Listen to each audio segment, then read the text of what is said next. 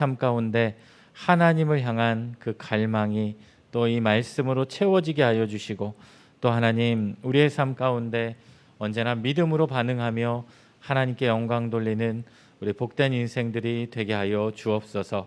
하나님, 이 시간 또 시작합니다. 또 하나님께서 우리의 마음 가운데 함께 하셔서 하나님의 말씀을 더 깊이 깨닫는 은혜가 있게 하여 주시옵소서. 성령님께서 함께 하여 주실 줄 믿사오며 예수님의 이름으로 축복하며 기도드립니다. 아멘. 네, 여러분 잘 지내셨습니까? 네, 여러분 이 태풍을 뚫고 오신 분들입니다, 여러분. 네, 태풍을 뚫고 이렇게 오신 분들이라, 우리 예수 믿는 사람들은 우리가 그런 얘기했어요. 주책이라고. 주책, 다른 주책이 아니라 주님이 책임져 주시는 그런 인생이라고 했어요. 오늘 몇 분이나 오실까 이렇게 생각을 했는데 정말 많이 거의 다 오신 것 같아요. 뭐 추석 앞두고 뭐 명절 앞두고 어디 여행 가신 분들 있고 뭐 준비하시는 분들 빼고는 뭐 태풍과는 전혀 상관없는 분들처럼 이렇게 다 나오셔서 네, 너무 감사하고요. 네, 우리 옆에 계신 분들 보면서 우리 같이 인사하겠습니다. 잘 지내셨습니까? 네, 한 번 더 인사하죠. 어떻게 태풍을 뚫고 오셨어요? 네, 여러분을 보면서 제가 목사인 제가 참 부끄럽습니다. 제가 만약에 이 목사가 안 되고 지금 이 나이면은 집사님이 됐겠죠. 집사님이라면 저는 어떻게 했을까? 이 거리만 찾았을 것 같아요. 이번 주는 추석이라 성경 공부를 안 가도 되겠지라는 생각과 함께 태풍까지 와주니까 합리적으로 빠질 수 있겠구나. 네, 그렇게 생각했을 것 같은데, 그런 마음을 아시고 하나님이 빠지지 못하도록 저를 목사로 세워주셨습니다. 네, 여러분 정말 대단하신 것 같습니다. 오늘도 또 그렇게 귀한 시간 내어서 또 이 자리에 오셨는데, 우리 여호수아 말씀을 통해서 하나님께서 또 은혜로 채워주시기를 소망합니다. 우리 지난 시간 여호수아 시작을 하면서 여호수아 1장과 2장 우리 조금 살펴봤는데요. 여러분 혹시 복습 한번 해보셨어요? 네, 읽어보셨습니까? 네, 아니라고 말씀하시는 분도 계셨고, 네. 저희가 강의한 내용들을 이 유튜브에 가면 동일하게 들으실 수 있어요. 혹시 그때 내가 잠깐 졸아서 못 들었는데 그때 무슨 얘기 했었는데 그걸 한번 다시 돌려보고 싶으신 분은 유튜브에 가시면 이게 영상을 다시 보실 수 있으니까 미리 참고하시면 좋을 것 같습니다. 우리 지난 시간 우리 공부했던 거 잠깐 우리 정리를 해보도록 하겠습니다. 우리 지난 시간 우리 여호수아를 이 4가지 단어로 정리해 볼 수 있다고 그랬어요. 첫 번째는 뭐였죠? 건넘. 요단강을 건너서 가나안 땅으로 들어가는 것이고, 두 번째는 그 땅을 정복하는 거였어요.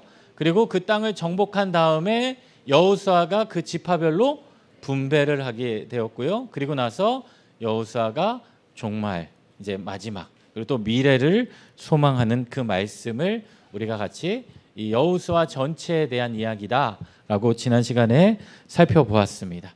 그러면서 이 여호수아 1장을 마무리하고 1장에서 하나님께서 모세에 이어서 하나님의 지도자가 된 그 여호수아를 격려해주고 여호수아를 세워주고 그의 마음 가운데 강하고 담대하라, 내가 너와 함께 할 것이라, 그 말씀을 주시면서 본격적으로 이 요단강을 건너기 시작하는데요. 건너면서 이스라엘 백성들이 이 건너기 전에 이 첫 번째로 준비했던 것이 뭐였어요? 이 정탐이었죠. 시딤에서 2사람의 정탐꾼을 파송했다. 그리고 이 사람이 누굴 만났습니까? 이 여리고로 가서 기생 라합을 만나게 되었고, 우리가 그 기생 라합의 믿음에 대해서 살펴보았어요. 그 3가지. 라합은 들었고 믿었고 행했다. 여러분 기억나시죠? 네, 일주일밖에 안 됐기 때문에 여러분은 적어도 한 3주 정도까지는 기억하시니까 기억하실 겁니다. 라합의 믿음은 뭐였다고요? 들었고 믿었고 행했다. 그러한 믿음을 가지고 우리가 세 가지 신자의 유형에 대해서 생각을 해봤어요. 그렇지만의 신자가 있었고, 그러므로의 신자가 있었고, 그럼에도 불구하고. 예, 여러분은 어느 유형에 속하십니까? 그럼에도 불구하고에 속하세요? 예, 이 세 번째 속하신 분은 지금 바로 하산하셔도 되겠습니다. 예, 여기서 공부 더 이상 하실 필요 없어요. 예, 오늘 안 오신 분들이 그럼에도 불구하고의 신자분들. 네, 네. 그렇지만 그러므로 우리는 그럼에도 불구하고 우리는 우리의 상황과 조건과 모든 상황 속에서 우리의 상황을 보고 우리가 믿고 의지하는 것이 아니라 그럼에도 불구하고 믿음으로 바라보면서 살아가는 자들이 되어야 된다. 그런 사람이 바로 이 기생 라합이었다라고 우리가 지난 시간 여기까지 공부했습니다. 오늘은 2장 12절 말씀이죠. 5페이지. 교재 다 받으셨나요? 네, 지난 시간에 못 받으신 분도 네, 오늘 다 받으셨을 거예요. 네. 우리 그러면 2장 12절, 13절, 14절 같이 한번 읽어보겠습니다. 함께 읽어볼게요. 시작. 너희도 내 아버지의 집을 선대하도록 여호와로 내게 맹세하고 내게 증표를 내라. 그리고 나의 부모와 나의 남녀 형제와 그들에게 속한 모든 사람을 살려주어 우리 목숨을 죽음에서 건져내라. 그 사람들이 그에게 이르되 내가 우리의 이 일을 누설하지 아니하면 우리의 목숨으로 너희를 대신할 것이요 여호와께서 우리에게 이 땅을 주실 때에는 인자하고 진실하게 너를 대우하리라. 네, 오늘 이 12절부터 14절까지 말씀을 보면 어떻게 해요? 라합과 정탐꾼 사이에 언약이 맺어져 있습니다. 어떻게 보면 이 라합 입장에서는 이러한 기회가 찾아온 거예요. 그냥 뭐 어느 날 그냥 갑자기 나에게 이루어진 사건이다라고 받아들일 수도 있지만 라합의 경우에는요, 이 일을 하나님이 자신에게 주신 기회라고 여겼다라는 거예요. 여러분, 성도들에게는요 우연이 없는 거죠. 그 노사연 씨가 부르는 그 뭐죠? 만남. 우리 만남은 네, 아시죠? 그다음 뭐예요? 우연이 아니야. 네. 개인적으로 한 30년 전에 찬송가가 되어 있지 않을까. 네.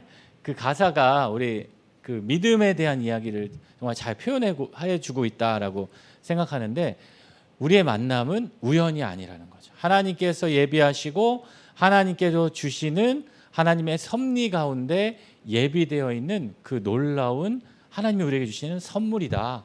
그래서 이 기회를 잡아서 어떻게 해요? 축복의 자리로 만들어 갔다라는 거예요. 여러분 11절 말씀을 보면 우리 지난 시간에 본 마지막에 보면 그들이 듣자 곧 마음이 녹았고 너희로 말미암아 사람이 정신을 잃었고 이런 표현이 있어요. 그런데 그러한 소식을 듣고 이 여리고 사람들 가운데는 마음이 녹았어요. 정신을 잃었어요. 그런데 거기에 머물러 있는 사람들이 더 많았다라는. 대단한데? 정말 위대한데? 그냥 그게 끝인 거예요. 그렇지만 이 라합은 어떻게 했어요? 그 대단한데 놀라운데 그 일을 나의 삶의 축복의 자리로 만들어 가게 되었다라는. 어떻게 보면 오늘 여러분 이 시간에 이 자리에 나와서 성경 공부를 하시는 것도 여러분 그러한 하나님이 주신 기회를 나의 삶 가운데 축복의 자리로 은혜의 자리로 사모하신 분들이기 때문에 여러분 이 자리에 나와 계신 거 맞지 않습니까? 아니에요? 혹시 뭐 우리 성경 공부 우리 14지구 성경 공부 끝나면 떡을 준대더라. 끝나면 뭐 또 모임이 뭐 그것 때문에 그런 게 아니잖아요. 그렇죠? 하나님이 우리에게 주시는 이런 말씀의 자리를 내가 기회로 여기고 또 그 자리를 채우고 나오는 거. 그렇기 위해 이 자리에 나온 줄로 믿습니다. 12절 말씀을 보니까 어떻게 해요? 내가 너희를 선대하였은즉 너희도 내 아버지의 집을 선대하도록 어떻게 여호와로 내게 맹세하라. 여러분 고대 근동에서는요 우리가 누군가 언약을 맺고 계약을 맺을 때 요즘은 어떻게 해요? 그 계약을 맺을 때 우리가 뭐 문서를 쓰고 또 이렇게 공증을 받고 그러잖아요. 근데 그 고대 근동에서 누군가 계약을 맺을 때 가장 이 사람들이 잘 하는 것은 무엇이냐면 자신이 믿고 의지하는 신의 이름으로 맹세를 하는 거예요. 여러분 생각해 보면 지금 이 정탐꾼은 믿음이 있으니까 이 정탐꾼이 가장 의지하는 사람은 누구예요? 여호와 하나님이겠죠. 당연한 거고 이 지금 이 여리고 땅에 있던 기생 라합은 이 여리고 기생 라합이 거하던 그 가나안 땅의 신으로 맹세하는 것이 아니라 이들을 향해서 뭐라 그래요? 여호와로 내게 맹세하라. 이 말은 이 기생 라합의 삶 가운데 그가 믿고 의지하는 최고의 신이 누구다? 여호와 하나님이다. 이 일을 통해서 라합이 어떠한 믿음을 가지고 있는지를 알 수 있게 되는 거죠. 그리고 그 일을 통해서 자신에게 준 그 기회를 통해서 라합 자신뿐만 아니라 자신의 아버지의 집을 선대해 달라라고 이렇게 부탁을 하게 됩니다. 그래서 어떻게 해요? 라합과 정탐꾼 사이에 언약이 맺어지게 되었고 우리 15절 같이 한번 읽어볼게요. 시작. 창문에서 줄로 달아내리니 그의 집이 성벽 위에 있으므로 그가 성벽 위에 거주하였음이라. 그렇죠? 여러분 우리 잘 알고 있는 이야기잖아요. 라합이 그들을 창문에서 줄로 내어주었고 근데 그의 집이 어디에 있었대요? 성벽 위에 있었대요. 여러분 잘 이해가 안 가실 수도 있어요. 성이 있는데 성벽에 어떻게 또 집이 있을까? 그런데 이 여리고라는 지역이 여러분 이스라엘에 가보시면 그 여리고 성이 여러분 지금 다시 지어져 있을까요? 아니면 무너진 상태로 있었을까요? 네, 무너진 그대로 있습니다. 그 성경 말씀을 보면 여리고 성을 다시 재건하지 말라라고 하죠. 근데 실제로 성경에 보면 이 여리고 성을 다시 재건했다가 또 심판당하고 멸망을 당한 사람이 등장하게 되죠. 근데 아직도 그 여리고 성은요, 그 무너진 그대로 이 발굴이 되어 있는데 이 고고학자들이 그 여리고 지방을 발견하면서 그 성을 추측을 해봤는데 어떠한 구조로 되어 있냐면 이런 구조로 되어 있대요. 그러니까 이 성이 보통 성은 이 성벽이 있으면 그 안에 그냥 성이에요. 근데 여리고 성은 성벽이 이중 구조로 되어 있는 거예요. 그러니까 이 라합이 창문에서 줄로 내렸죠. 그러니까 성벽 위에 그 집이 라합의 집이 여기 어딘가에 있습니다. 저기 라합 보이세요 여기? 네, 네 보이십니까? 네, 네, 보이세요? 네, 네, 네, 라합이 거기서 성벽 위에서 이들을 내려주고 있었다. 우리 뒷장에 한번 16절 말씀을 한번 읽어볼게요. 그렇게 도와주고 나서 또 라합이 어떻게 얘기하냐면 16절 말씀 시작. 두렵건대 뒤쫓는 사람들이 너희와 마주칠까 하노니 너희는 산으로 가서 거기서 사흘 동안 숨어 있다가 뒤쫓는 자들이 돌아간 후에 너희의 길을 갈지니라.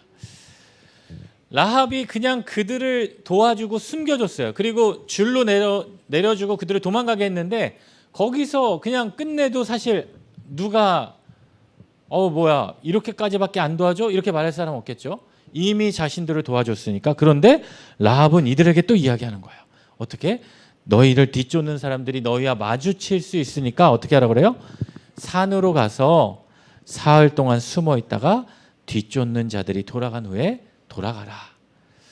여러분 이 라합이 이 정탐꾼들을 도와주는 모습을 보면요. 그냥 적당히 누군가를 도와줬다. 그냥 생색내는 정도의 도와주는 것이 아니라 어떻게? 적극적으로 도와주었다. 여러분 우리가 누군가를 도와줄 때 내가 그냥 형식적으로 누군가를 그냥 도와줘야 되겠다.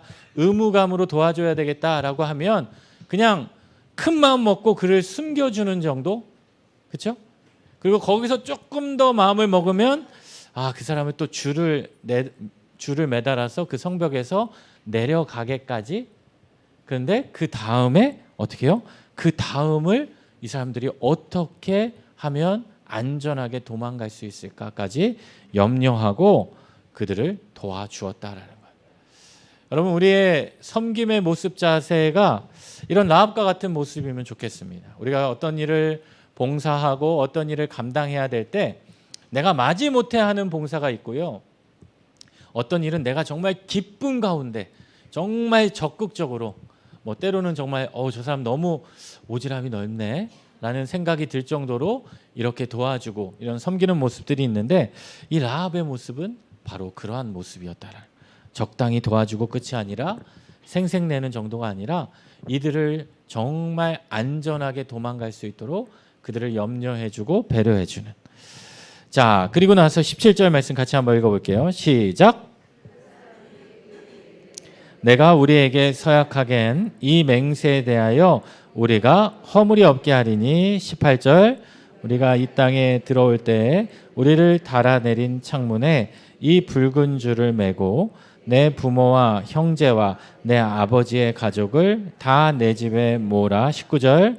누구든지 내 집 문을 나가서 거리로 가면 그의 피가 그의 머리로 돌아갈 것이요 우리는 허물이 없으리라. 그러나 누구든지 너와 함께 집에 있는 자에게 손을 대면 그의 피는 우리의 머리로 돌아오려니와. 20절. 내가 우리의 이 일을 누설하면 내가 우리에게 서약하겐 맹세에 대하여 우리에게 허물이 없으리라 하니. 자, 이들이 어떻게 얘기해요? 그 라합에게 그 고마움의 표시로 그 언약을 앞에서 맺었는데 여호와의 이름으로 맹세하면서 그 언약을 재확인시켜 주죠.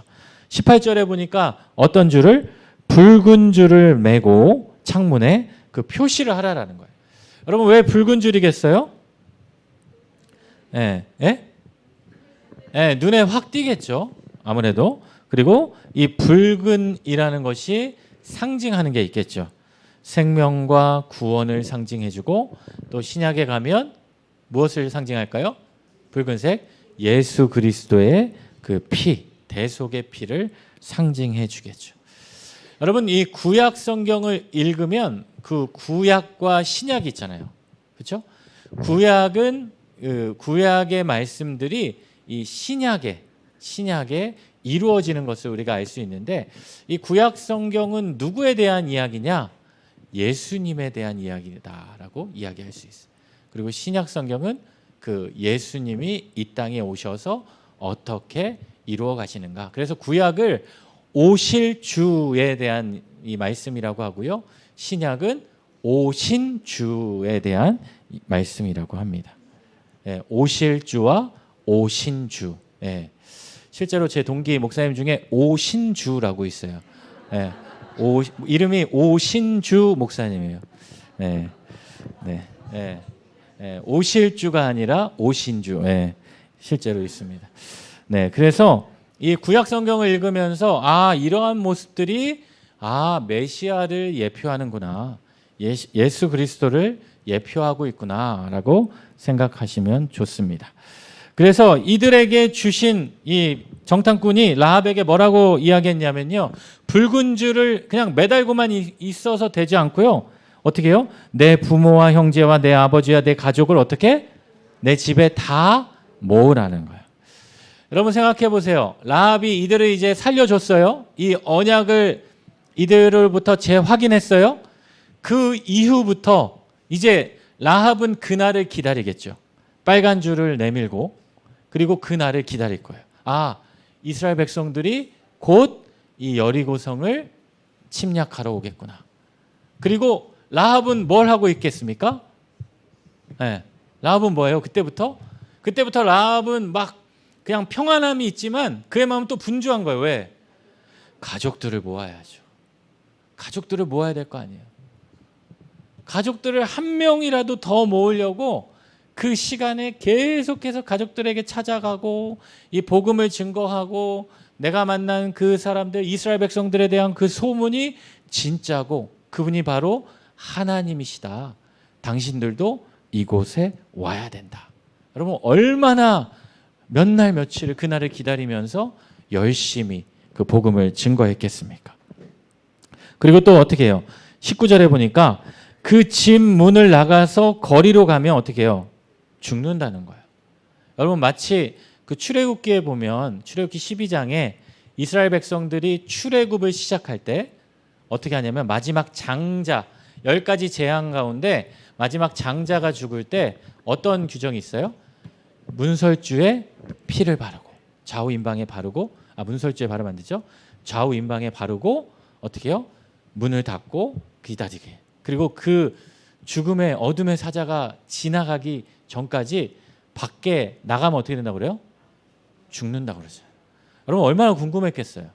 아마 호기심 많은 사람들은 살짝 문 열다가 왜 안 오지 하고 내밀다가 간 사람이 있을 수도 있어요. 근데 그 말씀에 분명히 나오지 말고 그 안에 기다리라. 지금 마찬가지입니다. 여러분 생각해 보세요. 전쟁이 났어요. 지금 여리고 성이 무너지고 있어요. 그럼 여러분이라면 그 집 안에 무너진 그 성벽 안에 그 집 안에 여러분 있고 싶습니까? 어떻게 하겠어요? 나가고 싶죠. 왜냐하면 무너지고 있는데 그 자리에서 기다린다? 여러분 기다릴 수 있겠어요? 제가 만약에 라합의 가족이면 저는 못 기다릴 것 같아요. 저는 못 기다릴 것 같아요. 불안할 것 같아. 더. 야 라합 이거 진짜 네 말이 맞는 거야? 너 믿다가 우리가 다 오히려 잘못되는 거 아니야? 그런 두려움이 있지만 이들이 구원을 받았다는 것 자체는 뭐예요? 이들에게 믿음이 있었다는 거. 믿음 없이는 불가능한 거예요. 여러분 그냥 거저 받은 것 같지만 그들에게는 한 가지가 있는 거예요. 무엇이요? 믿음이 있었다는 거예요. 믿음. 사실 그 라합의 집이 그 여리고성이 무너지는 그 가운데 어떤 역할을 한 거예요? 방주 역할을 한 거죠. 노아의 방주와 같은 그런 역할을 감당하게 된 겁니다. 그러자 21절 읽어볼게요. 시작.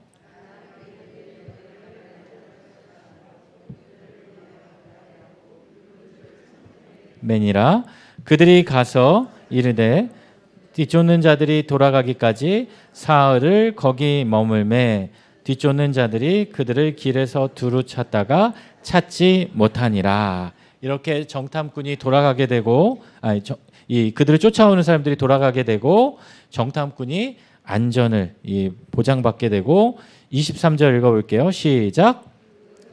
이 돌이켜 산에서 내려와 강을 건너 눈의 아들 여호수아에게 나아가서 그들이 겪은 모든 일을 고하고 24절 또 여호수아에게 이르되 진실로 여호와께서 그 온 땅을 우리 손에 주셨으므로 그 땅의 모든 주민이 우리 앞에서 간담이 녹더이다 하더라. 두 사람이 이제 다시 이 강은 요단강이겠죠? 요단강을 건너서 어떻게 해요? 여호수아에게 나아가서 그들이 겪은 모든 일을 고하고 어떻게 고백합니까? 여호와께서 그 땅을 우리 손에 주셨다. 여러분 한번 잘 생각해 보세요. 여호수아 2장이에요. 여러분이 정탐꾼이에요. 여러분이 사실 그 여리고 땅을 정탐하러 갔어요. 그러면 여러분이 봐야 될 것은 무엇이에요? 정탐꾼이라면 여러분 무엇을 보고 오셔야 돼요? 내가 정탐꾼이다. 가서 지금 이 정탐꾼이 한 거는 뭐예요? 기생 라합밖에 못 봤어요. 그렇잖아요. 지금 여호수아가 지금 12명을 보낸 게 아니라 우리 지난 시간에 공부했잖아요. 은밀히 잘 훈련된 믿음 좋은 정탐꾼 2명을 뽑아서 은밀히 여리고 땅을 정탐하라고 보냈단 말이에요. 그러면 이 사람들은 가서 뭘 해야 돼요? 여리고에 군사가 몇 명이고 불침번이 몇 시에 교대하는데 저 교대할 때 한 새벽 3시 반쯤 되면 쟤네가 항상 조니까 우리는 그 틈을 노려서 몇 번 게이트로 우리가 들어가면 여러분 그런 거 아니겠어요? 어디가 허술하고 여기 지금 몇 명이 있고 이 사람들이 뭐 일정이 몇 월 며칠을 날 무슨 행사가 있기 때문에 우리는 이 성을 쳐들어와야 이 성을 물리칠 수 있다. 여러분 정탐꾼의 할 일은 사실 이거잖아요. 그런데 이들이 지금 보고 만난 사람은 누구예요? 라합밖에 없어요. 라합밖에 없는데 이들이 뭐라 그래요? 여호와께서 그 온 땅을 우리 손에 주셨다. 여러분 왜 그렇습니까? 라합을 통해 하나님의 일하심을 발견할 수 있게 됩니다. 여러분 이게 믿음이죠. 믿음의 눈으로 바라본 거죠. 사실 여호수아와 갈렙이 정탐을 했을 때 그들이 바라본 것도 마찬가지였어요. 수많은 군사들이 있었지만 그것들을 본 것이 아니라 그 군사들이 아니라 그 땅을 인도하실 여호와 하나님의 놀라운 인도하심을 바라보았던 거죠. 그러한 하나님의 놀라운 일들을 여러분 이 정탐꾼은 발견하게 되고 여호수아에게 보고하게 되었다라는 거예요. 여러분 어떻게 보면 여러분의 삶이 이 하나님께서 우리에게 맡겨주신 이 삶의 정탐꾼의 그런 삶을 살아가게 되는 걸 수도 있습니다. 여러분 우리가 한 번도 살아가 보지 않은 그런 인생을 여러분 우리가 살아가잖아요. 혹시 한 번 살아봤는데 다시 두 번째 사신다? 안 계시죠? 네, 안 계시잖아요. 다 여러분 어떻게 보면 이 땅에 우리가 한 번도 걸어가 보지 못한 그 땅을 우리는 어떻게 보면 하나님께서 우리에게 보내주셔서 이 땅을 살아가는 그 정탐꾼과 같은 삶을 살아가는 게 우리 인생이라는 거예요. 그렇지만 우리의 인생의 상황이 아무것도 보이지 않고 오늘 본문처럼 라합을 만나고 그런 일밖에 없을지라도 여러분 우리가 믿음의 눈을 들어서 그 삶을 바라보게 되면 24절과 같이 여호와께서 그 온 땅을 우리 손에 주셨다. 여호와께서 우리 인생을 우리에게 맡겨주셨다 라고 고백할 수 있는 여러분이 되실 줄 믿습니다. 또 그러한 이 정탐꾼들이 그러한 고백을 할 수밖에 없었던 것은 그러한 믿음의 사람을 만났기 때문이죠. 이 라합이라는 사람. 여러분 이 라합이라는 사람은 정말 대단한 사람이에요. 이 라합의 족보를 보면요. 이 족보를 한번 볼까요? 아브라함이 이삭, 야곱, 유다. 이번 주 주일 말씀이 우리 유다잖아요. 유다가 또 베레스, 헤스론, 람, 아미나답, 나손, 살몬을 낳고 이 살몬이 누구랑 결혼해요? 다말이 아닌데, 네, 이거 잘못 썼네요. 네, 누구예요? 라합. 네, 라합과 결혼했고 그 다음에 누굴 낳습니까? 보아스를 낳고 보아스가 룻과 결혼해서 또 오벳을 낳고 오벳이 이새를 낳고 이새가 다윗을 낳고 또 솔로몬을 낳고 그렇게 낳아서 누굴 낳아요? 예수 그리스도를 낳게 되는 그러한 믿음의 족보에 오르게 되었다라는 거예요. 여러분 이 보아스가 이방 여인 아내인 이 룻을 아내로 받아들이잖아요. 그랬던 이유 중에 하나도 아마 살몬이 자신의 어머니였던 이 다말을 품어주었던 것처럼 라합을 품어주었던 것처럼 네 여러분 집중하고 계십니다. 네, 네. 라합을 품어주었던 것처럼 자신의 부모님을 통해서 그러한 마음을 배우지 않았을까? 그렇기 때문에 라합을 품어주었던 것처럼 이 보아스도 룻을 품어줄 수 있지 않았을까? 우리가 추측해 볼 수 있게 되죠. 그래서 이런 라합이요 얼마나 대단하냐면 여러분 성경에 믿음장 하면 여러분 아시는 말씀이 어디입니까? 히브리서 몇 장이에요? 11장. 히브리서 11장 하면 이 믿음의 사람들이 등장하잖아요. 그 믿음의 사람들이 등장하는 그 목록에 여러분 여호수아가 있을까요? 없을까요? 네? 여호수아가 있을까요? 없을까요? 여호수아가 없어요. 여호수아가 없어요. 그런데 이 기생 라합은 들어가 있습니다. 여러분 대단하죠? 이뿐만 아니에요. 마가복음 1장에 보면 예수님의 족보가 기록되어 있죠. 그 예수님의 족보에 이 여호수아가 등장합니까? 네, 등장하지 않지만 이 라합은 등장하게 된다. 여러분 믿음을 지키고 믿음으로 반응한 결과 그의 인생을 누가 기억해 주신다? 하나님이 기억해 주신다. 여리고 사람들이 기억해 주지 않았어요. 아무도 이 기생 라합에 대해서 관심을 가지지 않았어요. 그렇지만 하나님은 그 인생을 기억해 주신다. 여러분 우리의 삶 가운데 그래서 이 믿음은 반응이에요.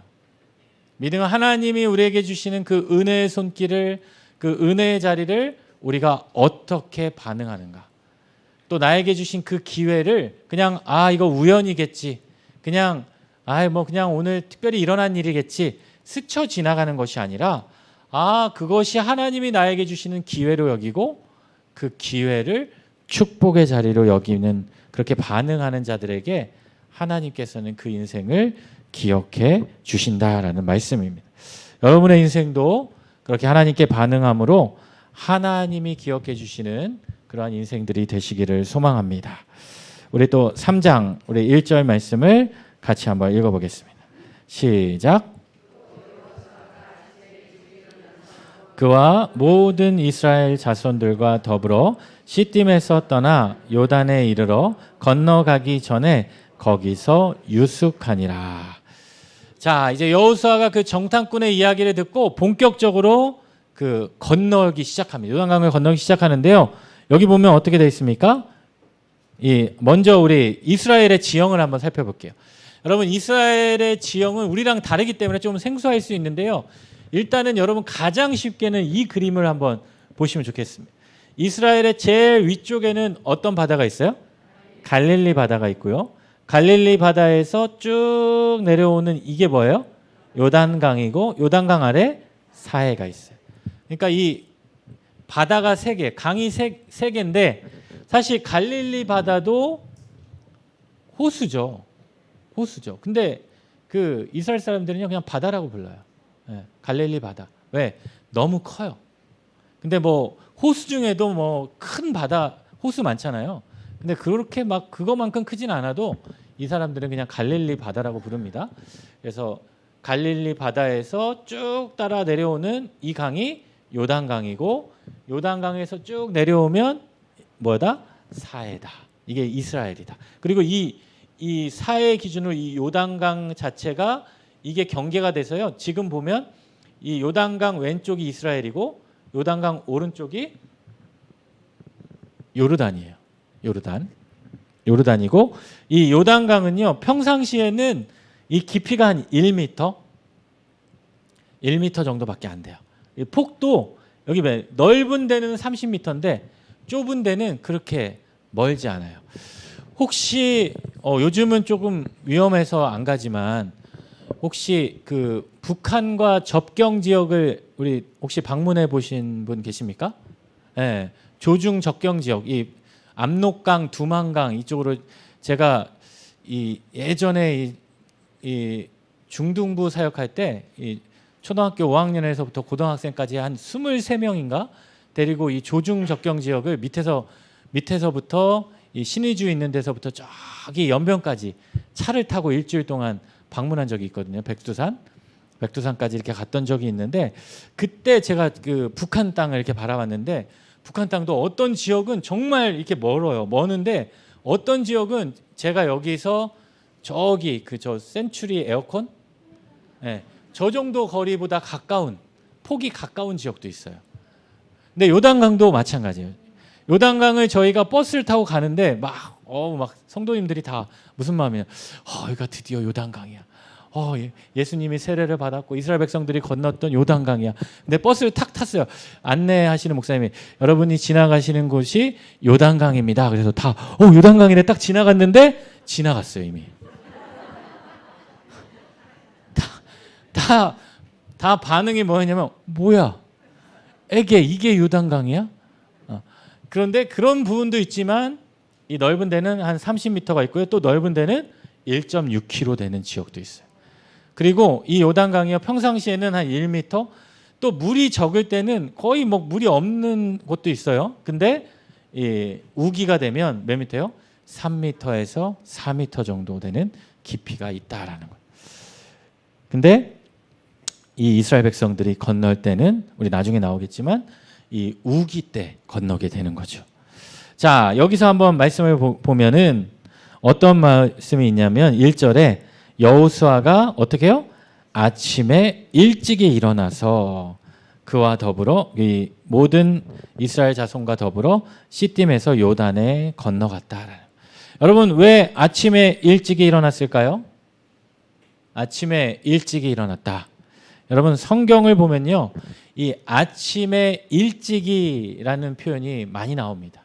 같은 의미로 뭐 새벽에, 새벽 미명에, 이른 아침에, 주로 이 아침에 일찍이는요, 성경에 기록되어 있는 것은 은혜의 시간이고 순종의 시간이에요. 여러분 순종하지 않으면 천천히 일어났겠죠. 근데 굳이 아침에 일찍이 일어났다? 이 여호수아가 하나님의 명령을 듣고 부지런했고 열심을 내었다라는 거예요. 그 순종의 말씀에 이게 게으르게 반응하지 않았다는 거예요.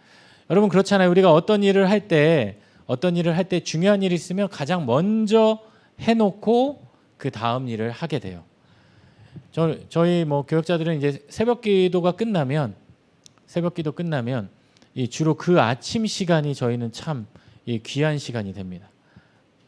아침 시간에 새벽기도 끝나고 뭐 기도하고 남으면 9시부터 이제 일과를 시작하기 전에 그 시간이 뭐 이렇게 말씀을 묵상한다거나 또 뭐 설교를 준비한다거나 성경 공부를 준비한다거나 그 시간이 가장 이 집중이 되고 그런 시간인 것 같아요. 성경에도 보면 이 아침에 일찍이 일어나서 귀한 일들을 많이 이루게 되죠. 창세기 22장을 보면 아브라함이 자신의 아들 이삭을 모리아산으로 데리고 가잖아요. 그때도 어떻게 돼 있냐면 아브라함이 아침에 일찍 일어나요. 여러분 왜 아침에 일찍 일어났을까요? 네? 네, 왜 일찍 일어났을까요? 뭐 여러 가지 이유가 있지만 정답은 없어요. 네. 이 묵상을 해보면 여러 가지 추측이 가능한데 일단은 내가 아침 일찍 일어나서 서두르지 않으면 그 모리아 땅까지 못 갈 것 같고 또 서두르지 않으면 내 마음 가운데 자꾸 다른 생각이 들 것 같은 거야. 아니 어떻게 아들을 제물을 드려? 자꾸 다른 생각이 드니까 그냥 아침에 일찍 일어나서 순종하는 거고 또 한 가지. 아침에 일찍 떠나지 않으면 누구한테 걸려요? 사라한테 걸려요. 여러분 아브라함은 순종하며 자신의 아들을 그 믿음으로 드리겠다라는 결단을 할 수도 있지만 사라의 마음은 안 그럴 수도 있거든요. 물론 사라도 같은 믿음으로 순종했겠지만 혹시라도 모르는 그 불순종에 대한 그런 요소들을 차단하는 거예요. 여러분 한번 생각해 보세요. 내가 어떤 하나님 말씀을 듣고 내가 순종할 때는요 어떻게 해요? 나 안에 순종하는 마음이 있을 때는 즉각 순종합니다. 그렇죠?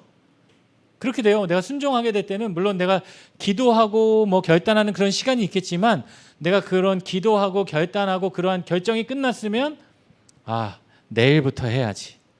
다음 주부터 해야지. 다음 달부터 해야지. 내년부터 해야지. 여러분 안 돼요. 어떻게 해요? 그 즉시 행할 때 되죠. 왜? 자꾸 이런 틈을 주기 시작하면 어떻게 해요? 자꾸 불순종의 마음이 들어오기 때문이에요. 여호수아도 마찬가지였어요. 아침에 일찍이 일어나서 그 모든 사람들과 함께 시딤에서 떠나 요단을 건너기 전에 거기서 유숙하더라. 이 요단이라는 이름 자체가 내려가다라는 이 뜻이 있어요. 내려가다. 그래서 이제 2절 말씀을 한번 읽어볼게요. 시작.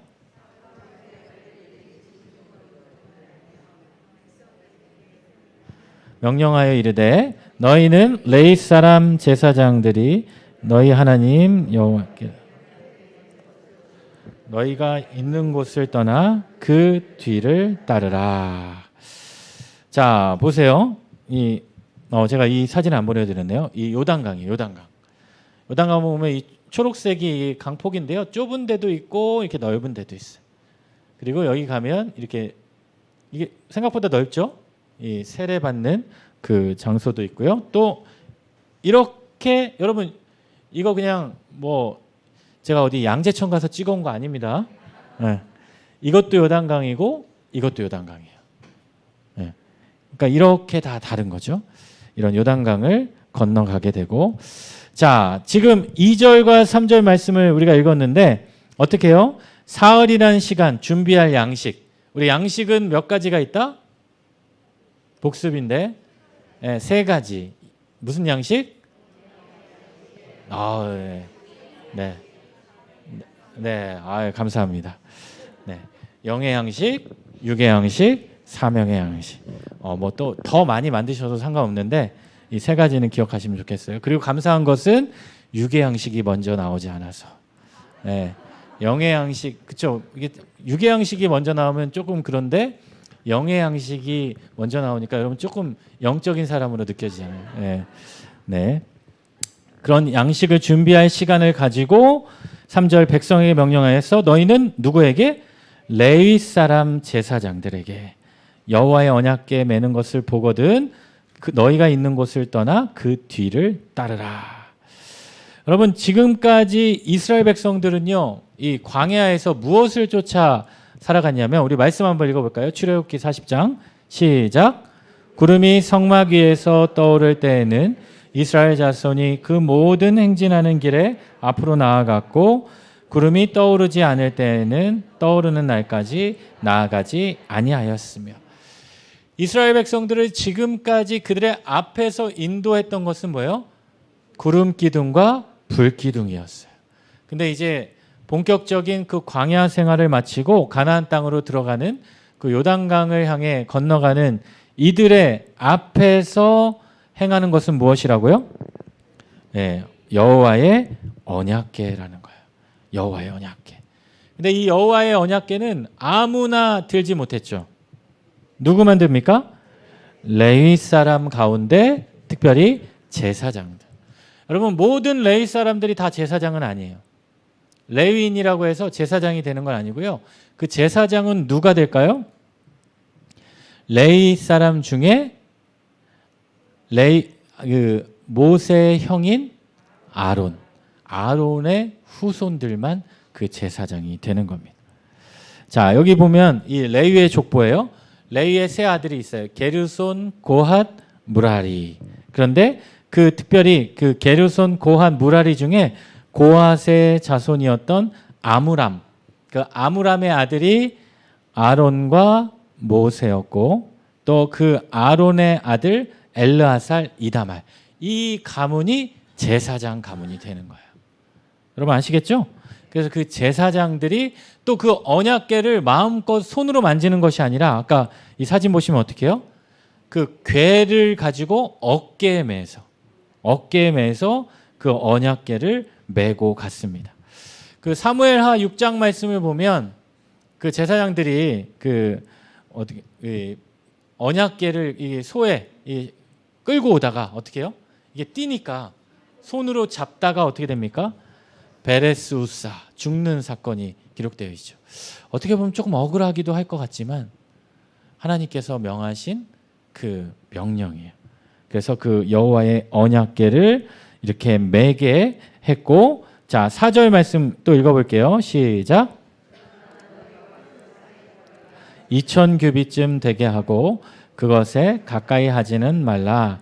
그리하면 너희가 행할 길을 알리니 너희가 이전에 이 길을 지나보지 못하였음이라 하노라. 자, 이 거리를 얼마 정도 두라고요? 2000규빗. 여호와의 언약궤가 앞에 가고 그 뒤를 가는데 2000규빗이에요. 여러분 한 규빗이 얼마냐면 여러분 이 팔을 한번 이렇게 보시면 이 여기에서 팔꿈치에서 손가락 끝까지. 그럼 몇 센치 정도 될까요? 예? 예. 예, 예, 그 정도 돼요. 예, 예, 예. 왜냐하면은 사람마다 조금씩 달라서 예, 여러분이 느끼는 그 정도. 예, 보통 그래서 45.6cm 정도.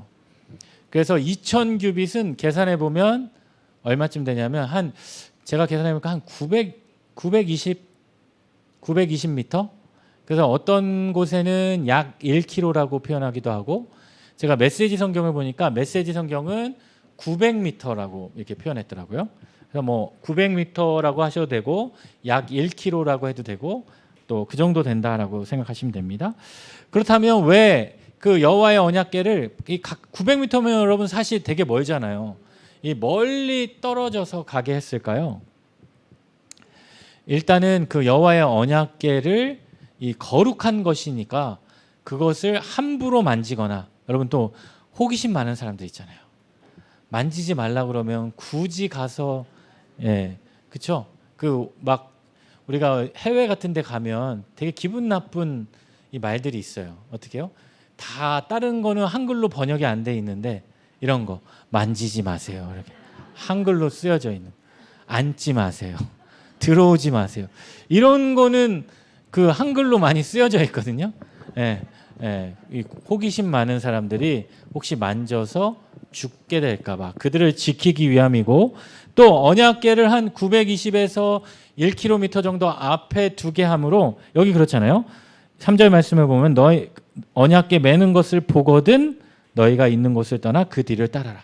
이 백성들이 그 언약궤를 볼 수 있어야 돼요. 볼 수 있어야 돼요. 이스라엘 백성들이 지금 몇 명이에요? 몇 명이에요? 엄청 많죠. 엄청 많아요. 출애굽을 할 때 이스라엘 백성들이 60만 명이에요. 60만 명? 60만 명이니까 다 여자와 어린아이 포함하면 한 이 학자들이 추측하기는 200만 명 이상일 거다. 200만 명 이상일 거다.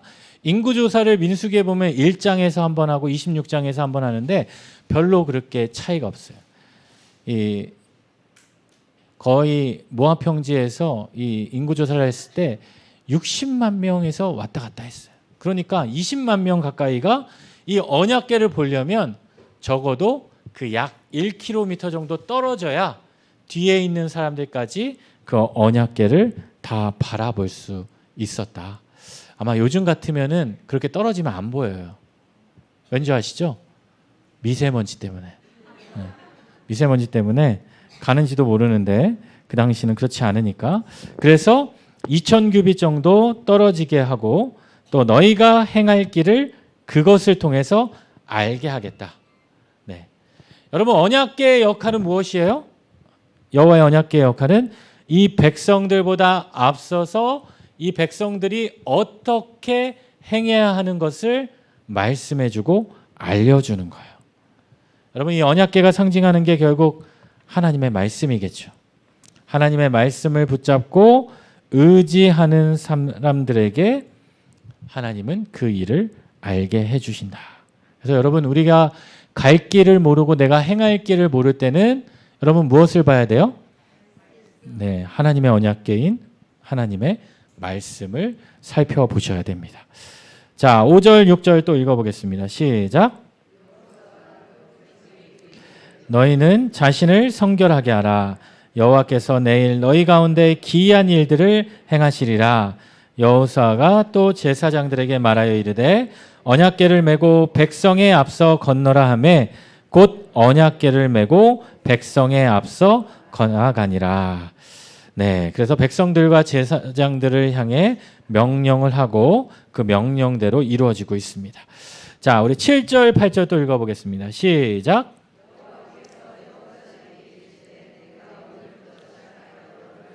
쌀 목전에서 크게 하여 내가 모세와 함께 있었던 것 같이 너와 함께 있는 것을 그들이 알게 하리라.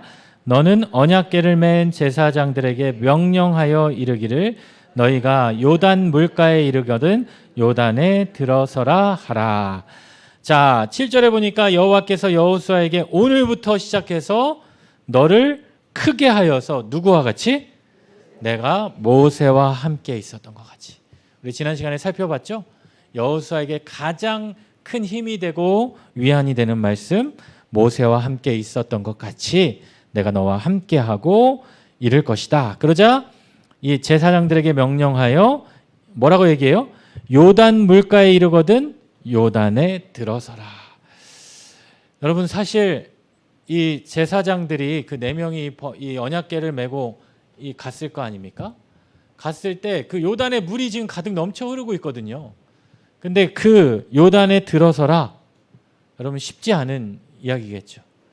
그렇지만 이 요단에 들어서라. 겁내지 말고 그 자리에 머물러 있어라. 그렇게 명령해주고 있고요. 9절 말씀 또 읽어볼까요? 여호수아가 이스라엘 자손에게 이르되 이리 와서 너희의 하나님 여호와의 말씀을 들으라 하고 10절 또 말하되 살아계신 하나님이 너희 가운데 계시사 가나안 족속과 헷 족속과 히위 족속과 브리스 족속과 기르가스 족속과 아모리 족속과 여부스 족속을 너희 앞에서 반드시 쫓아내실 줄을 이것으로써 너희가 알리라. 하나님이 이 여호수아를 통해 이스라엘 백성들에게 특별히 그 제사장들에게 이야기해 주시고 있어요. 그 요단강에 들어가라 하면서 10절에 보면 살아계신 하나님이 너희 가운데 계신다. 그러면서 이런 족속들을 반드시 어떻게 한다? 쫓아내실 줄을 무엇으로 알겠다? 이것으로 알겠다. 이것이 뭐예요? 너희가 지금 이 요단강을 건너게 되는 이 사건이 앞으로 너희가 그 가나안 땅을 정복하게 될 것의 표징이 되게 될 것이다. 여러분 10절에 나오는 이 족속들이 있죠. 몇 가지 족속이에요? 가나안, 헷, 히위, 브리스, 기르가스, 아모리, 여부스 족속. 몇 가지입니까? 7개예요. 이 7개의 족속을 가리켜서 무슨 족속이라고 하냐면 가나안 족속이라고 해요. 예. 우리가 성경에 말하는 그 가나안 땅에 거주하는 그 가나안 족속들을 이 세부적으로 살펴보면 이 7개로 나눌 수 있고요. 그 대표적으로 이야기할 때는 가나안 족속이라고 합니다. 이 가나안 족속들은 사실 이스라엘 백성들이 그 땅에 들어갈 때 그 땅 가운데 거주하고 있던 백성들이었어요. 우리 한번 좀 간단히 살펴보면 이 첫 번째 가나안 족속은요. 여러분 이 가나안 지역은 어디냐면 여러분 가나안 족속은 여기예요. 여기 보이세요? 여기가 어디냐면 우리 지난 학기에 우리 사도행전 공부했죠? 사도행전 공부했어요. 예, 예. 공부했는데 거기에 보면 이 가나안족이 있는 이 지역이 어느 지역이었냐면 지중해에 있던 그 무역 항로 두로와 시돈 기억하십니까? 그 레바논 땅에 있던 그 백향목이 많았던 기억나시죠? 예, 그러면서 레바논 국기를 제가 보여드리면서 레바논 국기에 있는 그 나무가 무슨 나무다? 예, 백향목 나무다. 기억하시죠? 예, 감사합니다. 네, 그쪽 있는 지역이 가나안 족속이에요. 두로와 시돈과 베니게 주로 해안에 거주하던 사람들. 그러니까 이 사람들은 주로 상인들이 많았습니다. 그리고 헷 족속은 어디예요? 헷 족속 여기 있죠. 이 가나안 안쪽에 내륙에 있는 족속이고 가나안 족속 7개 족속 중에 가장 강력한 족속이 이 헷 족속이에요. 여러분 헷 족속은 우리에게 조금 익숙한데 창세기에 보면 아브라함이 가장 그 자신의 아내 사라가 죽고 나서 그 아내를 어디에 묻습니까? 네, 굴 이름이 막으로 시작해요. 막달라? 막벨라 굴에 묻거든요. 근데 그 막벨라 굴을 어떻게 해요? 예, 돈 주고 사잖아요. 그 돈 주고 살 때 누구에게? 헷 족속에게 그 막벨라 굴을 사게 되죠. 막벨라 굴을 사게 되고 여러분 또 헷 족속 하면 우리가 누구를 알고 있냐면 다윗의 아내였던 밧세바의 남편이 우리야가 바로 그 헷 족속이죠. 그러니까 성경 곳곳에 이런 족속들이 등장합니다. 또 세 번째 나오는 히위 족속. 히위 족속은 옛날에 이 성경 보면 뭐 호리 족속 이렇게도 표현되어 있고 이 가나안의 아들이에요. 이 가나안이라는 건 누굽니까? 노아의 아들 중에 노아의 아들이 3명이잖아요. 셈, 함, 야벳. 그렇죠? 그 중에 누구예요? 함의 아들이 가나안이죠. 그러니까 그 후손들이라는 이야기입니다. 그리고 네 번째 브리스 족속. 이 브리스 족속은 그냥 이곳에 있는 주로 시골 사람들 이야기할 때 브리스 족속 이렇게 이야기하고 또 기르가스 족속은 성경에 그렇게 많이 나오진 않습니다.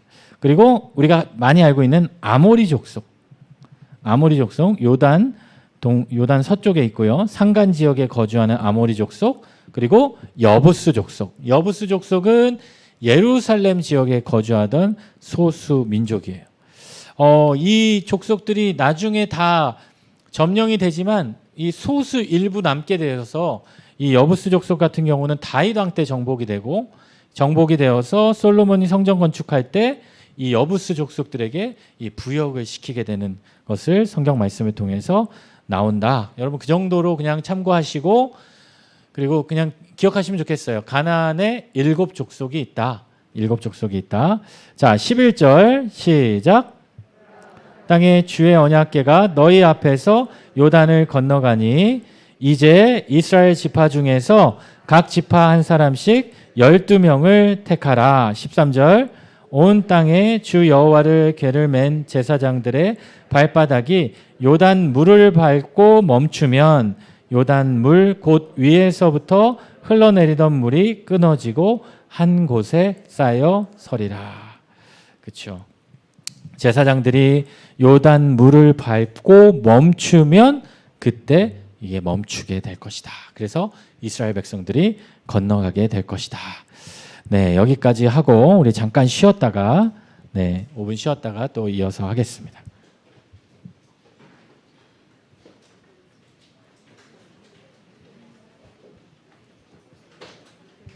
감사합니다.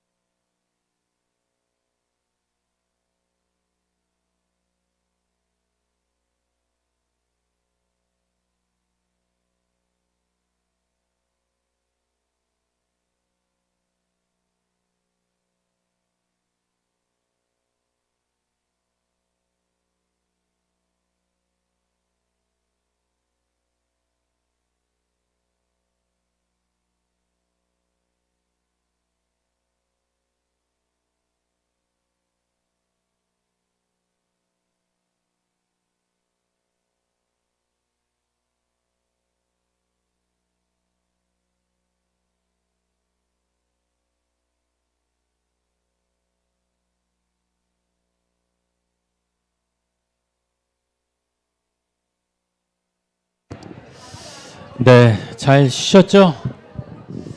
네. 여러분, 이 잠깐 광고 한번 보시면, 좀 변경이 있어서요. 저희가 강화도에 다녀올 예정인데, 이 날짜는 똑같고요. 이 출발 시간을 조금 앞당기면 좋겠다라는, 왜냐면 조금 더 여유 있게 하기 위해서 출발을 8시에 지금 하려고 합니다. 가능하시겠습니까?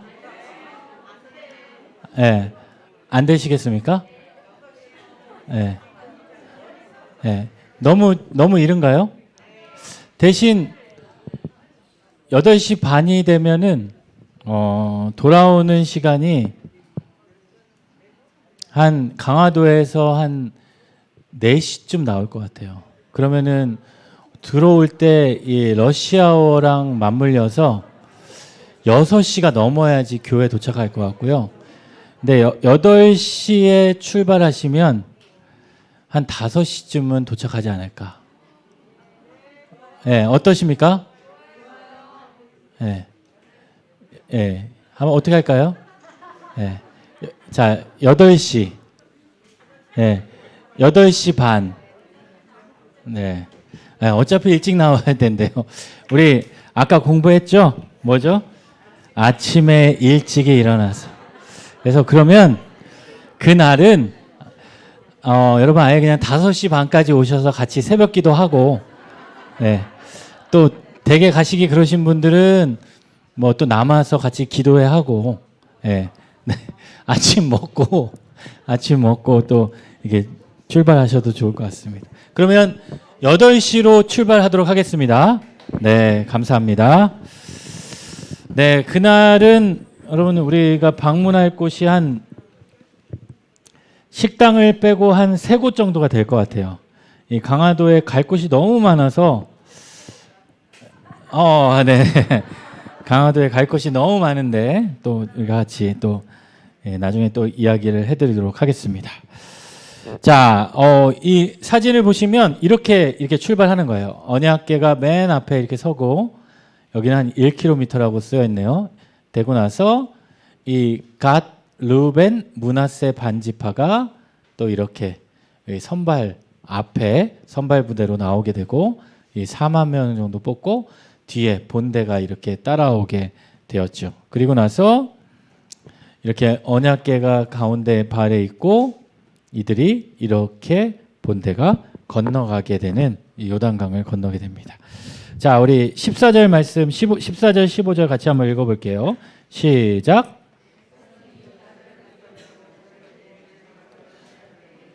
대항들은 언약궤를 메고 백성 앞에서 나아가니라. 요단이 곡식 거두는 시기에는 항상 언덕이 넘치더라. 궤를 맨 자들이 요단에 이르며 궤를 맨 제사장들의 발이 물가에 잠기자. 자, 여기 보시면 이 백성이 요단을 건너려고 장막을 떠날 때 제사장들은 언약궤를 메고 앞에 갔고요. 이 15절에 보니까 이 시기가 나와 있어요. 곡식 거두는 시기. 여러분 곡식 거두는 시기가 이 이스라엘은 몇 월이냐면 3월에서 4월 정도 됩니다. 3월에서 4월. 보리 추수하는 시기겠죠. 그래서 이 시기에는 그 이스라엘의 제일 끝에 그 레바논과 그 시리아 그쪽 위에서부터 어떤 산이 있냐면 여러분 헐몬산이 있어요. 헐몬산. 헐몬산은 만년설이어서 이 눈이 이렇게 항상 있는데 그 눈이 기후 때문에 이제 녹아서 그 물이 이 갈릴리 바다에도 많아지고요. 그 갈릴리 바다에 많은 그 물이 요단강에 이렇게 넘치게 돼서 이 사진처럼 이 요단강이 우기 때는 이렇게 멈추게 된다. 역대상 12장 15절에도 이런 표현이 있어요. 우리 말씀 한번 읽어볼까요? 시작. 정월에 요단 강물이 모든 언덕에 넘칠 때 이 무리가 강물을 건너서 골짜기에 있는 모든 자에게 동서로 도망하게 하였더라. 실제로 이 요단강의 모든 언덕에 물이 넘칠 정도로 그 시기에는 물이 많았다라는 거예요. 그래서 그 시기 그 요단강을 건너게 됐고 16절 같이 한번 읽어볼게요. 시작.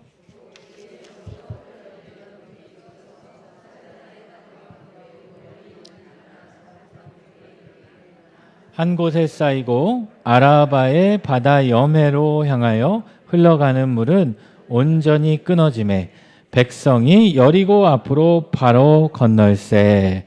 자, 이 지도를 보시면 알 수 있는데 여기 보면 여기가 갈릴리 바다고 이게 요단강이죠. 요단강이고 요게 사해예요. 지금 이스라엘 백성들이 이 요단강을 건넜는데요. 여기 말씀을 보니까 이 사르단이라는 지역에 가까운 매우 멀리 있는 무슨 지역? 아담 성읍 변두리에 이 물이 흐르다가 여기까지 흐르다가 여기서부터 쌓이기 시작했다는 거예요. 그리고 이 아라바 바다 여매로 향하여 아라바 바다가 이 사해 바다예요. 사해 바다로 흘러가는 물은 온전히 여기서부터 어떻게 됐다? 끊어지게 되었다라는 거예요. 그러니까 이스라엘 백성들이 이곳을 건너게 되었다라는 이곳을 건너게 되었다. 자, 이해되시죠? 네, 17절 말씀 시작. 언약궤를 맨 제사장들은 요단 가운데 마른 땅에 굳게 섰고 그 모든 백성이 요단을 건너기를 마칠 때까지 모든 이스라엘은 그 마른 땅으로 건너갔더라. 여러분 17절 말씀을 우리가 그냥 스쳐 지나갈 수 있을 것 같은데 또 잘 생각해 보면 여기에서 요단 가운데 무슨 땅이라고 그래요? 마른 땅이라는 거예요. 여러분 저는 아무리 이해하려고 해도 이게 이해가 안 되는 거예요. 아니 물이 멈추는 거는 멈추죠. 그렇죠? 근데 그 물이 있다가 그 물이 사라진다고 그 땅이 마릅니까? 마르려면 얼마나 기다려야 돼요? 정확하게 정확하게는 모르겠지만 엄청 많이 걸리잖아요. 왜 햇볕이 내려쬐고 그 강가에 그 물이 있던 그 강이 물이 없어진다고 해서 마르지 않잖아요. 그런데 분명히 성경은 어떻게 해요? 마른 땅이라는 거예요. 여러분 사실 이것이 이 요단강이 멈추게 된 게 그냥 기후 변화나 그런 것이 아니라 하나님의 역사라는 증거죠. 하나님의 역사 말로 외에는 이게 도저히 설명이 안 되는 거예요. 하나님의 역사가 아니고는 물이 없을 수는 있어요. 물이 없을 수는 있겠죠. 근데 그 땅이 마를 수는 없다라는 거예요. 여러분 뭐 아무리 좋은 그 드라이기 그 비싼 드라이기 다이슨 1만 대를 가지고 와서 말릴 수도 없잖아요. 그런다고 거기가 말려지는 것도 아니고 그런데 하나님의 역사라는 증거예요. 근데 여러분 사실 이러한 역사는 지금이 처음이 아니라 언제도 경험했냐면 이스라엘 백성들이 홍해 바다를 건널 때. 홍해 바다를 건널 때. 우리 출애굽기 14장 21절 말씀 같이 한번 읽어볼까요? 시작. 손을 내밀매 여호와께서 큰 동풍이 밤새도록 바닷물을 물러가게 하시니 물이 갈라져 바다가 마른 땅이 된지라. 물이 갈라져 어떻게 됐다고요? 바다가 마른 땅이 됐다. 마른 땅이. 여러분 우리 하나님은 이런 분이십니다. 이런 분이십니다. 바다가 마른 땅으로 갈라지게 되었다라는. 그렇죠? 우리의 인생 가운데 뭐 우리가 이해하지 못하는 그런 일들이 있지만 하나님께서 하시면 이런 일들을 가능케 된다라는. 성경을 보면 이러한 일들이 많이 등장해요. 아, 이것은 정말 하나님의 역사 아니고서는 도저히 설명 안 되는. 또 계속해서 또 말씀을 보겠습니다. 우리 4장 1절 시작.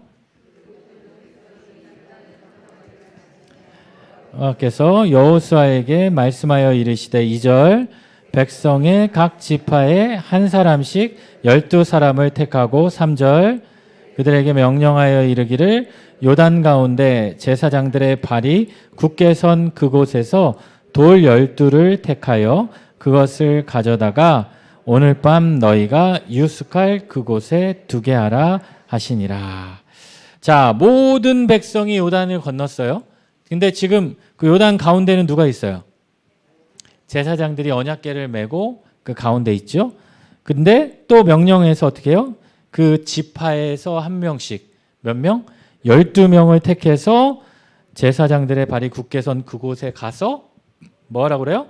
돌을 각각 하나씩 택하여 가져다 오라는 거예요. 여러분 가져오면 되겠지라는 생각이 있지만 여러분 믿음이 없는 사람들은 그 당시 그 요단강을 건너면서도 어떤 마음이 있었겠어요? 아, 이거 다시 물이 덮치기 전에 빨리 건너야 되는데. 그리고 나서 건넜어요. 건너고 나서 어떤 마음이 있을까요? 아, 건넜다. 나는 건넜다. 나는 건넜다. 근데 그 중에 12명이 뽑혔어요. 어떻게? 다시 들어가라는. 여러분 다시 들어갈 수 있겠습니까? 예? 예, 아멘이라고 하셔야지. 왜요? 다시 들어가라고 안 할 거니까. 예, 예, 다시 들어가는 것도 순종이에요. 다시 들어가라는 것도 역사예요. 왜? 이미 많은 땅을 경험했는데 뭐가 더 그들 앞에 두려움이겠어요? 그래서 4절 말씀 한번 읽어봅시다. 4절 시작. 순중에 각 지파 한 사람씩 준비한 그 12사람을 불러 그들에게 이르되 요단 가운데로 들어가 너희 하나님 여호와 궤 앞으로 가서 이스라엘 자손들의 지파 수대로 각기 돌 한 개씩 가져다가 어깨에 매라. 하나님께서 여호수아에게 말씀하신 것을 또 여호수아가 이 백성들에게 지시하고요. 6절 시작. 후일에 너희 자손들이 물어 이르되 이 돌들은 무슨 뜻이냐 하거늘 7절 그들에게 이르기를 요단물이 여호와의 언약궤 앞에서 끊어졌나니 곧 언약궤가 요단을 건널 때에 요단물이 끊어졌으므로 이 돌들이 이스라엘 자손에게 영원히 기념이 되리라 하라 하니라. 그리고 8절 이스라엘 자손들이 여호수아가 명령한 대로 행하되 여호와께서 여호수아에게 이르신 대로 이스라엘 자손들의 지파 수에 따라 요단 가운데서 돌 12를 택하여 자신들이 유숙할 곳으로 가져다가 거기에 두었더라. 하나님이 명령하신 대로 여호수아가 들었고 여호수아가 또 그것을 백성들에게 명했고 그 백성들은 또 여호수아의 말을 듣고 그 하나님 말씀대로 순종하게 되었더라. 그래서 그곳에서 돌 12를 취하여 가져오게 되었습니다. 자, 9절 말씀 또 읽어볼게요. 시작. 어깨를 맨 제사장들의 발이 선 곳에 돌 12를 세웠더니 오늘까지 거기에 있더라. 자, 12개 돌을 취해서 이들이 이제 유숙할 곳으로 가져가게 했고요. 그 돌과 별개로 지금 어디에? 언약궤를 맨 제사장들이 발이 선 곳. 그것이 어디예요? 이 가운데죠. 요단강 가운데. 요단강 가운데에 또 돌 12를 세웠다라는 거예요. 여러분 그럼 돌을 모두 몇 개 세우는 거예요? 예. 12 곱하기 2는 2는 4, 2는 2, 24. 네. 24개를 세웠어요.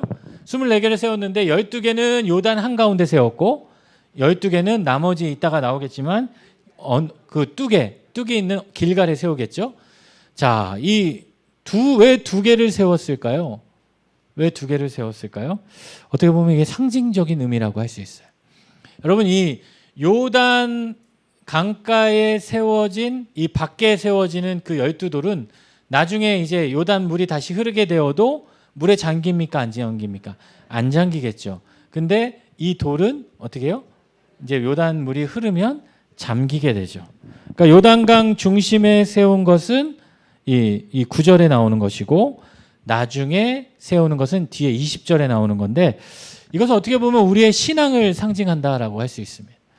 여러분 우리가 세례라는 것을 우리가 이야기할 때 세례는 두 가지인데 제가 사도행전 때도 말씀드렸던 것 같아요. 세례는 두 가지라고 그랬어요. 세례는 먼저 내가 물속에 어떻게 해요? 잠기는 거예요. 죽는 거죠. 그리고 세례를 물속에 잠겨서 죽고 끝나요? 안 끝나요? 거기서 끝나면 안 되죠. 어떻게 해요? 다시 끄집어놔야 일어나야 돼요. 다시 올라와서 살아야 되는 거예요. 세례는 결국 뭐라고 그랬냐면 제가 유기성 목사님의 책을 들어서 나는 죽고 누구로? 예수로 사는 것을 세례라고 했어요. 근데 우리 신앙이 그렇다고 했어요. 신앙은 무엇이냐? 내가 죽고 예수로 사는 것이 신앙인데 이것도 마찬가지예요. 여러분 이 12개의 돌을 요단강에 다시 세웠다라는 것은 한마디로 그곳에 수장시키는 거예요. 무엇을 수장시켜야 돼요? 네, 나의 믿음을 수장시키면 될까요? 안 될까요? 안 돼요. 나의 옛 자아를 수장시키는 거예요. 나의 불순종의 마음, 나의 의심의 마음, 나의 원망과 불평의 마음들을 어디에? 요단강에 묻어버려야 되는 거예요. 그리고 그곳에서 가져온 또 12개의 돌을 어떻게? 다시 길갈에 세워서 내가 그 은혜로 살아야 된다라는 거예요. 여러분, 그게 우리의 신앙이라는 거예요. 그래서 신앙은 무엇이냐면 내가 계속해서 누구를 죽여야 돼요? 네, 내 남편을 죽이면 안 돼요. 내 남편을 죽이고 내 자녀를 죽이고 내 주위에 있는 사람들을 죽이는 게 신앙이 아니라 신앙은 뭐예요? 나를 죽여야 돼요. 나를 죽여야 돼요. 여러분, 어떻게 자신을 잘 죽이십니까? 네. 잘 못 죽이시죠? 근데 다른 사람은 어떻게 잘 죽이세요? 네. 다른 사람이 저격수잖아요. 저격수. 네. 근데 신앙은 무엇이냐면 내가 죽어야 돼요. 내가 죽어야 돼. 그래서 성숙한 신앙인은요, 그래서 겸손해질 수밖에 없어요. 왜? 누가 죽기 때문에? 내가 죽기 때문에. 여러분, 죽었는데 어떻게 내세우고 자랑하고 그게 뭐가 있겠어요? 그러니까 나를 죽이는 게 신앙이에요. 내가 가지고 있는 고집, 내가 가지고 있는 가치관, 내가 가지고 있던 이전에 해왔던 그러한 옛 모습을, 옛 자아를 어떻게? 우리는 요단강에 묻어야 되는 거예요. 그리고 그 요단강을 바라볼 때마다 무슨 생각을 해야 돼요? 아, 내 자아가 저기서 죽었구나. 근데 기독교는 거기서 끝나는 게 아니에요. 여러분, 죽기만 하면 얼마나 억울해요. 맨날 죽으래.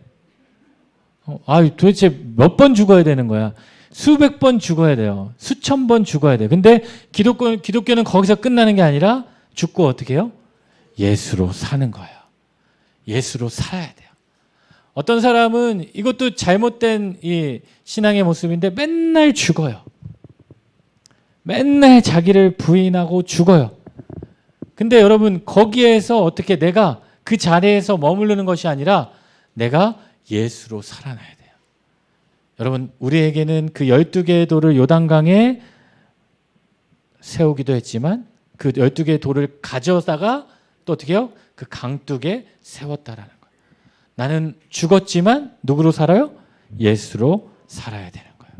그래서 여러분, 매일매일의 삶이 예수로 죽으면 안 되고 나는 죽고 예수로 사는 삶이 되셔야 돼요. 여러분의 인생이, 여러분의 삶이 나는 죽고 예수로 살아가는 그러한 믿음의 성도님들이 되시기를 바랍니다. 또 10절 말씀 또 계속해서 읽어볼게요. 10절 시작.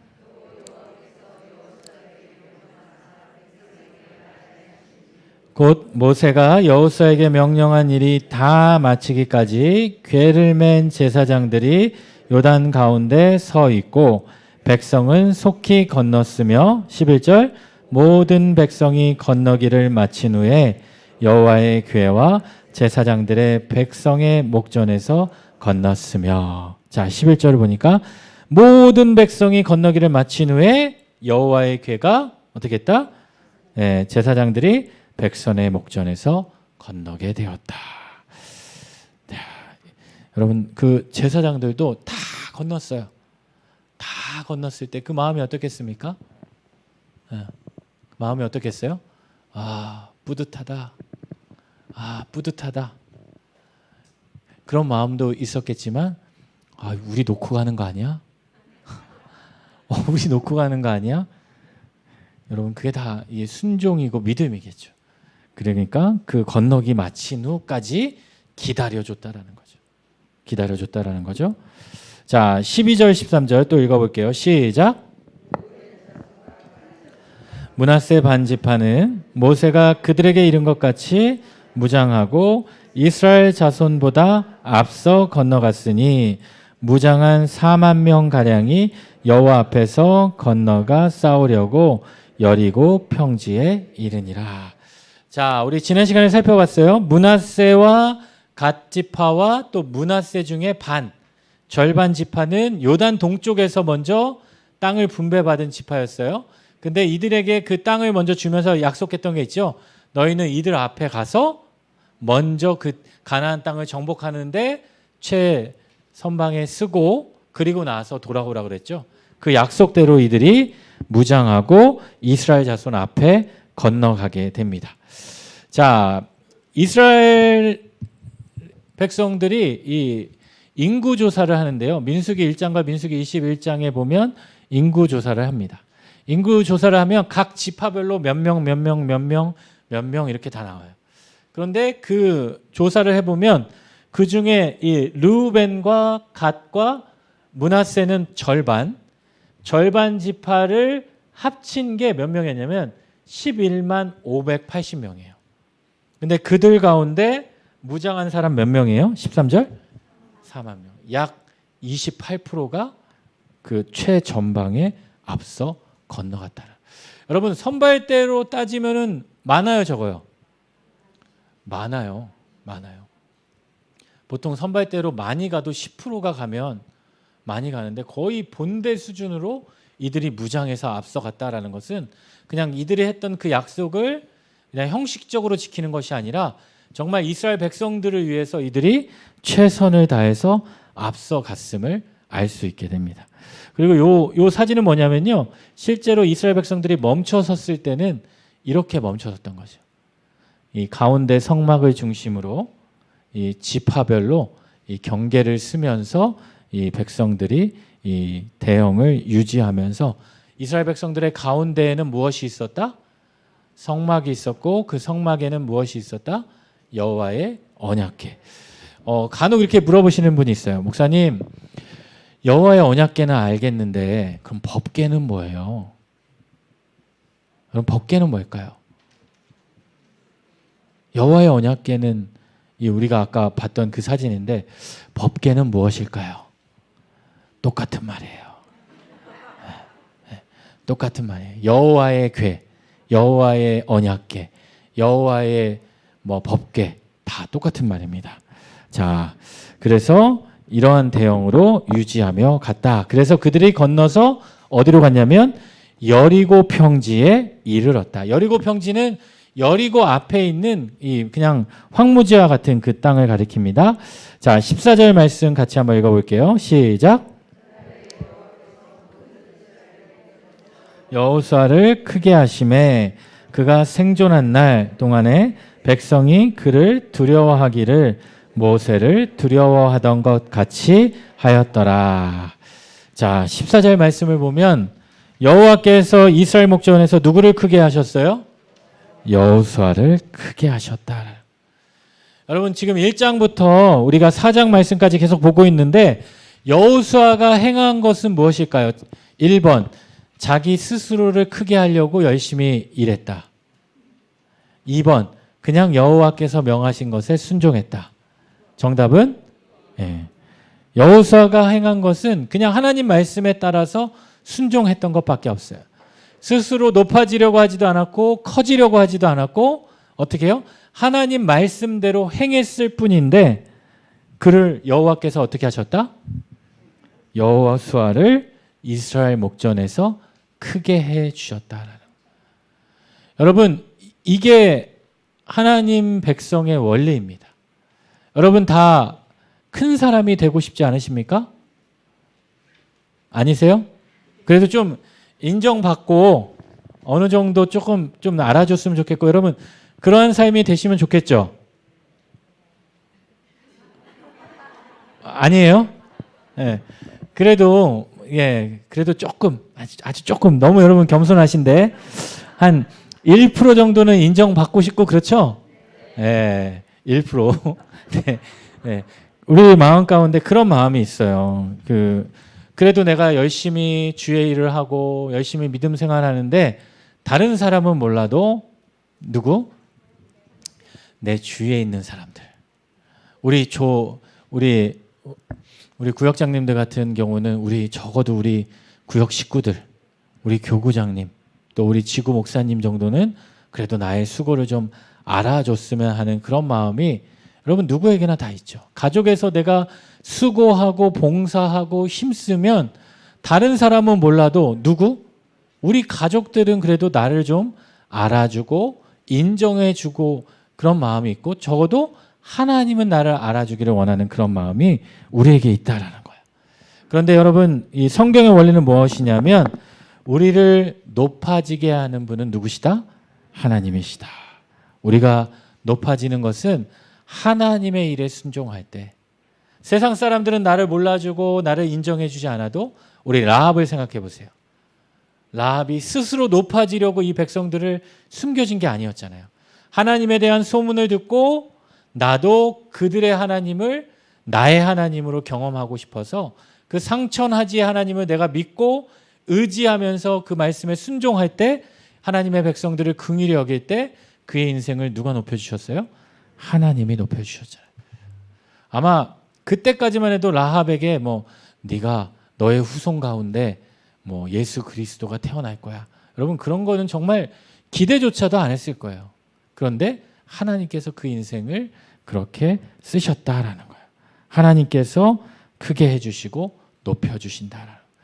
그런데 여러분 문제는 뭐예요? 문제는 뭐예요? 이게 참 어렵다는 거예요. 잘 알죠. 누가 모르겠어요. 근데 이게 참 어렵다라. 이게 참 어렵다. 여러분 하나님까지 가지도 않아요. 내 옆에 있는 친한 사람이 몰라줘도 어떻게 해요? 섭섭하죠. 서운해요. 서운해요. 그런데 여러분 우리의 신앙은 그런 서운함들까지도 어디에 묻어야 돼요? 요단강에 묻어야 돼요. 요단강에 묻어야 돼요. 여러분 오늘 묻을 게 많아요. 네, 묻을 게 많아요. 묻을 게 많고 또 그것을 통해서 내가 하나님을 더 깊이 만날 수 있는. 여러분 오죽하면은 그 이용규 선교사님이죠. 몽골 그 책 베스트셀러 뭐예요? 내려놓음. 그 다음 책이 뭐예요? 더 내려놓음. 제가 그때 한번 얘기했죠. 제가 다음에 책 쓰면은 무슨 책? 완전 내려놓음. 그리고 한 번 더 쓰면 이런 제목이에요. 그래도 안 내려놓으실 겁니까? 결국 신앙은 뭐냐면 이거 내려놓고 비우는 과정이에요. 계속해서 내가 비우고 왜 나는 비웠다고 생각하는데 어떻게 해요? 내 마음 가운데 계속 채워져 있는. 제가 지난주 토요일에 이 대장 내시경을 했거든요. 대장 내시경을 했어요. 대장 내시경을 해보면서 제가 은혜를 입었어요. 내 안에 비울 게 많구나. 8시부터 약을 먹고 10시에 약을 먹고 새벽 3시에 약을 먹었는데도 끊이지 않게 비워지는 거예요. 이 비움은 언제까지인가. 제가 그날 점심부터 이 식단을 조절하면서 계속 조절을 했는데도 비워도 끝나지 않는 저의 모습을 보면서 제가 회개하게 됐어요. 그런데 그렇게 힘들었는데 그 내시경 선생님이 저를 칭찬해 주시더라고요. 어떻게 이렇게 잘 비웠냐고. 어떻게 잘 이렇게 비웠냐. 제가 봤는데 제가 용종을 2개나 뗐는데도 그 용종을 뗐는데 용종이 뭐 0.3? 그러니까 그 선생님이 그러더라고요. 이거는 잘 안 보이는데 환자분이 이거를 정말 잘 비워서 보인 거래요. 근데 저한테 그걸 보여주잖아요. 근데 제가 대장 내시경 한 3-4번 해봤는데 제가 봐도 너무 깨끗한 거야. 너무 깨끗한. 여러분 깨끗하게 비우면 그런 은혜가 있습니다. 그냥 은혜가 있어요. 여러분 누가 잘 비웠다고 누가 칭찬해줘요. 근데 그 의사 선생님이 저를 칭찬해 주셨어요. 여러분 하나님이 우리를 칭찬해 주실 것 같아요. 내가 그렇게 잘 비우고 잘 내려놓고 사는 그 삶은 여러분 아무도 나를 인정해 주지 않아도 하나님은 그 삶을 인정해 주신다라는 겁니다. 여러분의 삶 가운데 끊임없이 내려놓고 비움을 통해서 새로운 삶으로 살아갈 수 있기를 소망합니다. 우리 한 구절만 더 볼게요. 15절 말씀 같이 읽어보겠습니다. 시작. 증거궤를 맨 제사장들에게 명령하여 요단에서 올라오게 하라 하신지라. 여호수아가 제사장들에게 명령하여 이르기를 요단에서 올라오라 하매 여호와의 언약궤를 맨 제사장이 요단 가운데에서 나오매 그 발바닥으로 육지를 밟는 동시에 요단물이 본 곳으로 도로 흘러서 전과 같이 언덕에 넘쳤더라.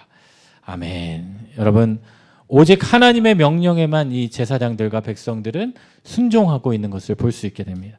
얼마나 놀랐겠습니까? 그들이 딱 올라왔을 때 육지를 밟는 동시에 요단물이 본 곳으로 도로 흘러서 전과 같이 언덕에 넘쳤더라. 여러분, 순종한 사람만 그 은혜를 경험할 수 있게 된다는 겁니다. 이번 한 주간도 여러분의 삶 가운데 하나님의 명령에 반응하고 순종하는 그런 은혜가 있기를 소망합니다. 네, 오늘 구역 예배 자료 잠깐 보겠습니다. 네, 우리 유다에 대한 이야기 했고요. 우리 아까 족보를 우리가 잠깐 이 라합의 족보 가운데에서도 그 살몬 유다의 후손 나왔던 것처럼 유다는 어려서부터 아버지인 야곱을 많이 원망했을 겁니다. 그 넷째 아들인데 이 야곱에겐 편애가 있었죠. 요셉과 베냐민에 대한 편애 때문에 그의 어머니가 라헬이었죠. 유다는 레아였고, 그래서 그에 비해 유다는 아버지인 야곱의 사랑을 받지 못했고 어머니 레아의 아들이었고 네 번째 아들이었고 영문도 모르고 사랑받지 못한 삶을 살아가야 했다. 그런데 그런 순간에 요셉이 하나님께로부터 받은 축복의 꿈까지 꾸었다라는 이야기를 들었을 때 유다의 마음은 견딜 수 없는 분노와 그런 마음이 있었을 거고요. 그러니까 유다는 요셉을 죽이기보다 상인들에게 노예로 팔아버리자고 제안하게 되었고, 요셉은 그런 와중에 이집트의 총리가 되어 하나님의 역사를 이루게 되었습니다. 여러분, 얄미운 사람이 있는데 그 얄미운 사람이 잘 되게 될 때 여러분 그 마음은 어떻게 합니까? 기쁨과 축복과 박수와 막 이런 마음이 있어요? 더 얄밉죠. 더 꼴보기 쉽죠.